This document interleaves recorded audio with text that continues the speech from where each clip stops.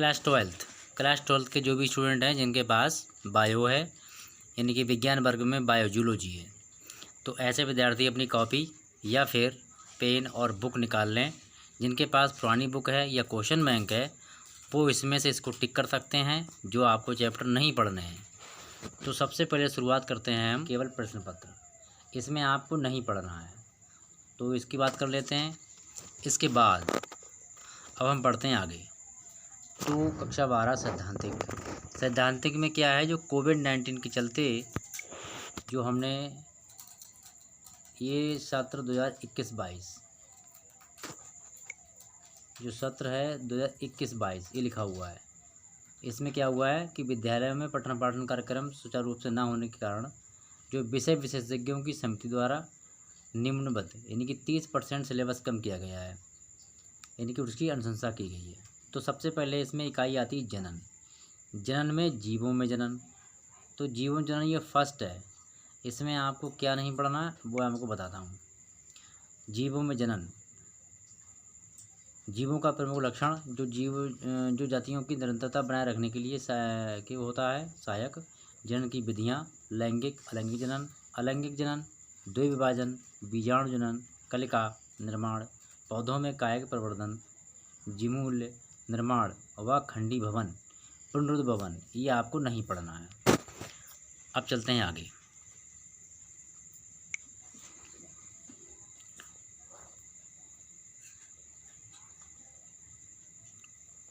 अब हम बात करते हैं इकाई सेकंड हमारी है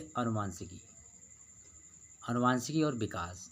तो इसमें जो हमें नहीं पढ़ना है, जिसमें कि जीवन की उत्पत्ति, जैव विकास के प्रमाण, पुराजीवी तुलनात्मक शरीर रचना, बर्नौली की आणविक प्रमाण, डार्विन का योगदान यानी कि मॉडर्न सिंथेटिक थ्योरी, विकास की क्रियाविधि, भिन्नताएं, उत्परिवर्तन व पुनर्योजन एवं प्राकृतिक चयन के प्रकार, जीव प्रभा, आनुवंशिक अपभा, हार्डी बेनवर्ग सिद्धांत, अनुकूली विकर्ण, मानव का विकास, ये आपको नहीं पढ़ना है।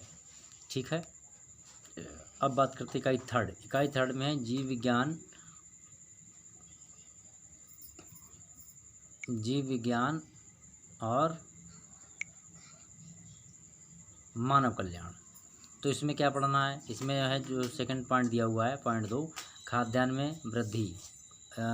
में वृद्धि की कार्यविधि, ये नहीं पढ़नी है आपको। खाद्यान्न उत्पादन में सुधार, उत्पादन प्रजनन, ऊतक संवर्धन, एकल कोशिका प्रोटीन, बायोफोर्टिफिकेशन यानी कि मौन मधुमक्खी पालन व पशुपालन, आपको ये नहीं पढ़ना है। अब हम बढ़ते हैं आगे के लिए।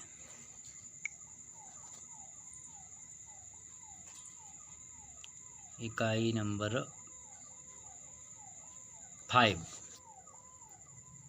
5 में हम शुरू करते हैं आपका पारिस्थितिकी एवं पर्यावरण।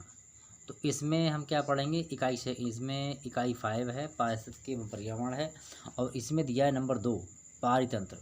तो पारितंत्र से रिलेटेड जो इसमें आप ऑब्जेक्ट दिए हुए हैं टॉपिक, जैसे संरचना है, घटक है, उत्पादकता है, अपघटन है, ऊर्जा प्रवाह है, पारिस्थितिकी पिरामिड, जीव संख्या, भार एवं ऊर्जा के पिरामिड, पोषक चक्र, कार्बन एवं फास्फोरस, पारिस्थितिकी अनुक्रमण यानी कि पारितंत्र सेवाएं, कार्बन स्थिरीकरण, परागण व ऑक्सीजन अवमुक्ति, ये आपको नहीं पढ़नी है। ऐसे ही पर्यावरण के मुद्दे, यह इसी में है, पारिस्थितिकी में ही नंबर 4, ये आपको नहीं पढ़ना। इसमें क्या है, वायु प्रदूषण एवं उसका नियंत्रण, जल प्रदूषण उसका नियंत्रण, कृषि रसायन व उनके प्रभाव, ठोस अपशिष्ट प्रबंधन, रेडियो एक्टिव अपशिष्ट प्रबंधन, ग्रीन हाउस प्रभाव व विश्वव्यापी उष्णता। इसके बाद जो है आपको नहीं पढ़ना है ओजोन अपक्षय, वनोन्मूलन, ये आपको नहीं पढ़ना है। कोई 3 केस स्टडी के आते हैं वो आपको नहीं पढ़ना है। अब हम पहुंचते हैं आगे। इसमें दिया गया पाठ्यक्रम से हटाए गए प्रयोग। तो जो प्रयोग हैं पाठ्यक्रम से जो प्रयोग हटाए गए हैं उन्हें हम देख लेते हैं, कौन कौन से प्रयोग हटाए गए हैं। तो इसे आप देख लीजिए, जो प्रयोग हमारे हटाए गए हैं उनमें से खंड का प्रयोगों की सूची। दो, व्यापक रूप से स्थलों की कार्यप्रणाली निर्मित करने पदार्थों की उपस्थिति का अध्ययन नहीं करना है आपको। क्वाड्रेट विधि द्वारा पादप समष्टि घनत्व का अध्ययन नहीं करना है। क्वाड्रेट विधि के द्वारा पादप समष्टि यानी कि फ्रीक्वेंसी का अध्ययन नहीं करना है। तो ये आपको नहीं पढ़ने हैं। ऐसे ही खंड खा यानी कि प्रेक्षण यानी स्पॉटिंग, ये भी आपको नहीं पढ़ना है। तो यहाँ तक तो ये था जो हम आपके लिए जो साइंस में बायोलॉजी में नहीं पढ़ना है उसके लिए। इसको आप अच्छे से देखकर अपनी किताब या क्वेश्चन बैंक में वो चैप्टर और उसमें दी गई जो इकाइयाँ हैं, इकाइयों में जो चैप्टर दिए हैं उन्हें टिक कर लो। जो आपको नहीं पढ़ना है उनके आगे आपको क्रॉस कर देना है इस तरीके से, और ऐसे बंद कर देना है रिंग के अंदर। ठीक है, अब बढ़ते हैं 70 नंबर का आपका पेपर कैसे आएगा उसे देखते हैं।